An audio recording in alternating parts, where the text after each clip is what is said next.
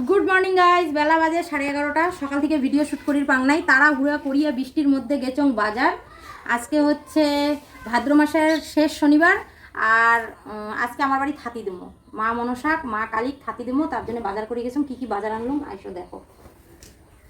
এটা তো শাপলা ফুল, শাপলা আনছিল, মা ঘরে বাড়ি দিয়েছ। এই ফুলগুলো আনছো, এগুলো হচ্ছে বড়া খান। এটা কোনো হচ্ছে ফলমূল, এটা হচ্ছে পান মনসা ঠাকুরক দেওয়ার জন্য শাপলা। এটা হচ্ছে হাঁসের ডিম, 4টে ডিম। এই দেখো, আমার ঠাকুর ডিম খায়, হাঁসের ডিম আনছম 4টে। এটা একটা তেঁতুল আনছম ঘরের জন্য। এটা হচ্ছে ফুল, কি দাম! এক একটা ফুলের চেন 50 টাকা 60 টাকা। বেলপাতা না বাড়িতেই ছিল, ওটা দেয় ফুলের সাথে। আর এগুলো হচ্ছে কলার থাতি, এগুলো কয় মনুয়া কলার থাতি। এই থাতি দিয়ে আমার পূজা দেওয়া লাগে। তো 3টে থাতি আনছ। আর এটা হচ্ছে কচুর ফুল, কচুর ফুল লাগে। আর এটা হচ্ছে ঘরের জন্য পনির, আজকে নিরামিষ যেহেতু এর জন্য পনির আনছ। এটা হচ্ছে কলা। এটা হচ্ছে বিশ্বকর্মা পূজার দিন বিশ্বকর্মা ঠাকুরক থাতি দেবো। এই যে বিশ্বকর্মা ঠাকুরের থাতি, এই জন্য এটা কাঁচা দেখি আনছ, 2 দিন পরে পূজা। আর এগুলো হচ্ছে কি কম, তো এগুলো কি মজা গুয়ে। এটা হচ্ছে গন্ধ, এটা হচ্ছে মজা গুয়ে। গুয়ে মানে বোঝেন, গুয়ে গুয়ে হচ্ছে সুপারি, এটা মজা গুয়ে। এই যে বাজার এলা কাজকর্ম করিয়ে গাউটাও দিয়ে তারপরে পূজা দেবো। মোর গাও ধোয়া হয়ে গেছে, গাও ধুয়ে ঠাকুর বাড়ির কাজ করে নিলাম, ফলটা তৈরি করে নিচ। এলা এই যে নিত্যদিনের পূজাটা মুই ঘরত দিয়ে নিম। আর বাইরে যে থাতি দেওয়ার জন্য জিনিসপত্রগুলো তৈরি করা লাগবে, সেগুলো এলা তৈরি করে নিম। এগুলো হচ্ছে ন্যাচ পাত, এই ন্যাচ পাতত সিঁদুর দিয়ে নিম। আর এই যে 3টা করে পান দেওয়া লাগে, পান 3টা সিঁদুর দিয়ে নিম।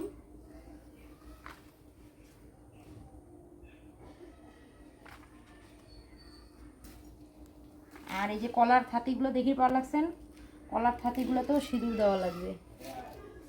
সব কয়টা কলা সুন্দর করে সিঁদুর দেওয়া লাগবে।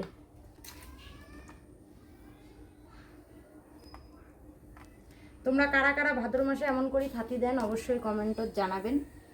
আমার শ্বশুরবাড়িতে এমন করিয়ে থাতি দেয় ভাদ্র মাসে মা মনসা আর কালী, মা কালী। আর বিশ্বকর্মা পূজার দিনও আমরা থাতি দেই। আমরা যে কোনো পূজার থাতি দেই, বাড়ির যে কোনো পূজা হোক না কেন আমার থাতিটা দেওয়াই লাগবে। আর এগুলো হচ্ছে হাঁসের ডিম। এই হাঁসের ডিমগুলো তো সুন্দর করি এইভাবে মুই কসব্রাইট দিয়ে সার দিয়ে ভালো করে ধুয়ে নিচ। এলা এই যে এমন করিয়ে সিঁদুর পরার লাগবে, এই যে এমন করিয়ে, এমন করিয়ে গোল করে। আমার বাবার বাড়িও দেশি রাজবংশী, আজকে রাজপুত। তো আমার বাবার বাড়ি কোনোদিন মই মাক দেখো নাই এমন করে পূজা দিবে, কিন্তু শ্বশুর বাড়ি আসি দেখো যে এইভাবে পূজা দেওয়া লাগে।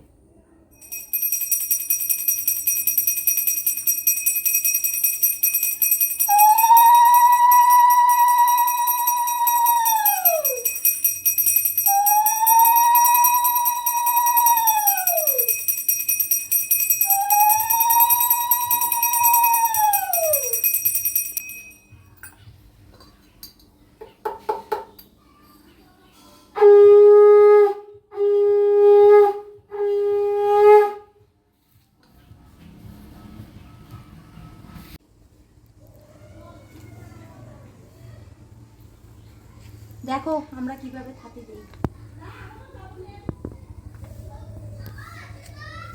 এদি মা মনসা স্মরণে দিল।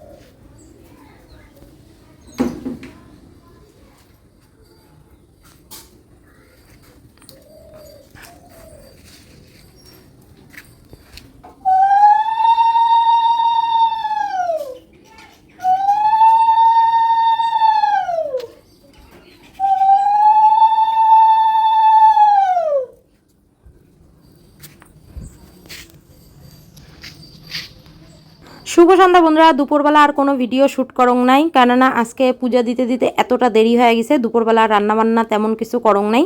সকালবেলা লাউয়ের ডোগার তরকারি করছিলাম নিরামিষভাবে, ওই তরকারিটা ছিল।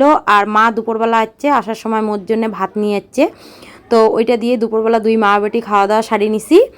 আর এলা হয়েছে 7টার কাছাকাছি বাজে, সন্ধ্যাবাতি দিলং দিয়ে এলা বার পূজা দিবের লাগছি। আজকে হচ্ছে ভাদ্র মাসের শেষ শনিবার, সগার বাড়িতে ছোটো মোটো করে বার পূজা হবার লাগছে। তো মুইও এখানা রেডি করছং। প্রত্যেক শনিবারে বার পূজা দেন, কিন্তু তোমার সাথে শেয়ার করা হয় না, তো ভাবলুম আজকে একটু শেয়ার করি নেন। আর মেন কথা হয়েছে মোর তো শ্বাসকষ্টের প্রবলেম, তোমরা সবাই জানেন। তো ডাক্তার দেখার লাগছি, তার পাশাপাশি এক দাদুর কাছ দিয়ে একটা তাবিজ আনা হয়েছে।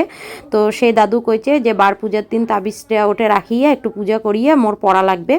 তার জন্য দেখো তাবিজটা রাখিয়া বার পূজা দিবের লাগছি। আর বার পূজার আর কি মেন প্রসাদ হয়েছে সিন্নি, সেটাও একটুখানি মুই দিছং। অল্প একটু দুধ, কলা, আটা, সুজি এগুলো দিয়ে বানাইছং। আর এটা কোনো দেখো একটু ফলমূল কাটি দিছং। তো তোমার কার কার বাড়ি বার পূজা করছেন অবশ্যই কমেন্টত জানাবেন। আমরা তো এরকম ছোটো মোটোভাবে করলাম, প্রত্যেক বছরে একটু বড় সড়োভাবে করি। তো এই বছর মোর যেহেতু শরীরটা ভালো না, তার জন্য আর বড় সড়োভাবে করলাম না, কারো বাড়ি কই নেই, বাড়িতেই ছোটো করেই পূজাটা দিছি। পূজা দিয়ে উঠিয়েই দেখুন সেই ঝড় বৃষ্টি। তো প্রসাদ খাওয়াটা তোমার সাথে শেয়ার করি পালুং না। ঝড় বৃষ্টির মধ্যেতে আমরা প্রসাদ টসাদ খায়া হাত টাং ধুয়ে ঘর আসছি। আর ঘর আসতে চলে গেল কারেন্ট। তো ভাবছং এখন চা বানাম, তো মা কল কারেন্টটা আসুক তারপরে চাটা বানা। তো এদিকে না মা মোবাইল দেখির লাগছে, আর দুষ্টু আর তিন্নি দুইজনে বসিয়ে বই পড়া বাদ দিয়ে এই দেখো খেলা খেলির লাগছে। একজন আট করির লাগছে, একজন খেলি ধরছে। আমরাও ছোটোবেলায় এমন করছি, জেলা কারেন্ট চলে গেছে বই আর পড়ি নেই, বই পড়া বাদ দিয়ে যেমন খালি শয়তানি করি বেড়াইছি। Good evening. এই দেখো সকালবেলা পনির এনেছিলাম, সেটা এইভাবেই পড়ে আছে। এটা হচ্ছে দুধ কলা, এটা তোমাদের দাদাভাই খাবে, খুব খেতে পছন্দ করে। আমি মহাদেবকে যখন দুধ কলা দিই, দুধ কলাটা ওই খায়। আর এটা হচ্ছে তালের পাল্প, যেটা কালকে মা করে দিছিল। এটাকে এখন আমি গোলাবো, চালের গুঁড়ো, তারপরে আটা, এইসব দিয়ে এটাকে আমি এখন গোলাবো, তারপরে পিঠা ভাজবো। কালকে এই তালটা মাক দিয়েছ, মাও তালের পাল্পটা বের করে রাখছে। তো এই যে তালের পাল্পটা যখন বের করছে আর ছেঁকা হয় না, তালের ভিতরে যে একটা আঁশ থাকে সেটা আর বের করা হয় না। তো মা কওয়া হচ্ছে যে পিঠা বানানোর আগে তুই তালের আঁশটা ছেঁকে নিস। তো ওই যেমন একটা নেট নেট জালি জালি কী করলে টেকনিটা নিয়ে নিলুম, এর মধ্যে ওই যে তালগুলো দিলুম, দিয়ে এলা এই যে সুন্দর করে ছেঁকে নিম, যাতে তালের একটা আঁশও না থাকে। অনেকেই আছে যে গামছার মধ্যে ন্যাকড়ার মধ্যে বা দিয়ে ঝরা দেয়, জলটা পড়ে যায় তালে, বলে তাল তিতা লাগে না। তো তালটা মুই এখানে টেস্ট করি দেখছং, একটু তিতা নাই, সেই মিষ্টি। তো তার জন্য মুই আর ঝরা ঝরা দিলুম না, একবারে এরকম টেকনির মধ্যে করে নিয়ে এই যে আঁশটা ছাড়ে নিলুম। এলা এর মধ্যে যা দেওয়া লাগে, দুষ্টু কর লাগছে বড়া খাবে, আর তিন্নি কর লাগছে মালপোয়া খাবে। তো দুই বোনের জন্যেই মন রাখির জন্যে দুইটাই বানাবো। তো গোলা একটাই করির লাগছং। তো দেখো তালটা দিলুম, বেশি জল দেখ নাই, অল্প একটুখানি জল দিলুম, কারণ তালের মধ্যে জল দিলে ভাল লাগে না, দুধ দিলে ভাল লাগে। তো দুপুরবেলা দুধ নেওয়া হয়েছে, সেই দুধটা জাল দিয়ে রাখছং, দুধটা দিয়ে দিম। তো পরিমাণ মতো আটা, পরিমাণ মতো চালের গুঁড়া, চিনি, একটুখানি লবণ দিলুম। আর এই জেলা দুধ দিয়ে তালটা সুন্দর করে গলে নেবো।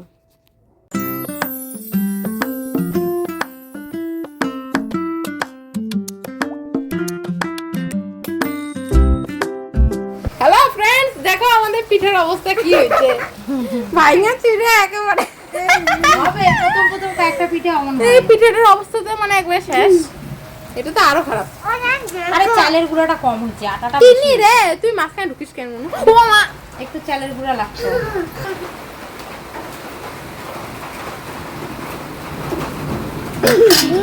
দেখা মনে হচ্ছে কি মাছের ডিম ভাইজে তুললা, মাছের তেল।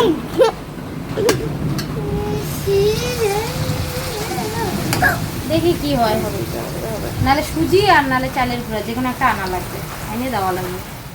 এত আশা করি তালের গুলা করলাম, একটা পিঠাও যদি ভাজতে পারছি ঠিকঠাক করে, পিঠাগুলো উঠতেছে না, টেরা বেঁকা চাকা এমন হয়ে যাচ্ছে। তো ভাবলাম যে এখন আর পিঠাগুলো ভাজবো না, এই পিঠাগুলো কালকে ভাজবো। তো আজকে থাক। তো রাত্রেবেলা তো একটু পর পরে কারেন্ট চলে যেতেছে, তো মা করলো যে তাড়াতাড়ি করে রান্নাটা আগে করে নে। তো তার জন্য দেখো এটা কোনো ভাত বসে দিছি, আর পনিরগুলা ভাজা করে নিবে লাগছে। এই পনিরগুলো সকালে আনছিলাম, তো আজকে রাত্রেবেলা হবে পনিরের তরকারি আর ভাত। মা যেহেতু পনির, মাছ, মাংস কিছু খায় না, দুপুরবেলা লাউয়ের ডগার তরকারি আছে, সেটা দিয়ে মা খাবে, আর আমরা পনিরের তরকারি দিয়ে খাওয়া দাওয়া করে নেবো। তো পনিরগুলো ভাজে নিছি, আর এখন তেলের মধ্যে জিরা ফোড়ন দিয়ে আলু দিয়ে দিলাম। আর আমাদের মিক্সিটা নষ্ট হয়েছে, মশলা তো একদমই করা যায় না, তো ভাবতেছি এর মধ্যে 2টা টমেটো কাটে দেবো। আর মা বলতেছে দে আমি মশলা বাইটে দিই, তো মা তার জন্য আদা জিরা আর একটু কাঁচা লঙ্কা শিলনোড়াতে বাইটে দিতেছে। ব্যাস এই বাটা মশলা দিয়ে আজকে পনিরের তরকারি হবে। তো পনিরের তরকারি আর ভাত দিয়ে রাত্রের খাওয়া দাওয়া। না সব উল্টাপাল্টা হয়ে যাচ্ছে, এদিকে তরকারি এই যে মশলা কষাচ্ছি, পনির ভাজা হয়ে গেছে। এখন তোমাদের দাদাভাই ফোন করে বলতেছে আজকে বাড়ির পূজার প্রসাদ নিয়ে আসছি, সবাই বাইরে আসো প্রসাদ খাবা। এই দেখো অবস্থাটা দেখো। তো ভাবতেছি অল্প জল দিয়ে তরকারির মধ্যে বাইরে যাই, অনেক আশা করে প্রসাদ নিয়ে আসছে, কেন খাবো না বলো। হালকা করে একটু জল দেই, কষতে থাকুক।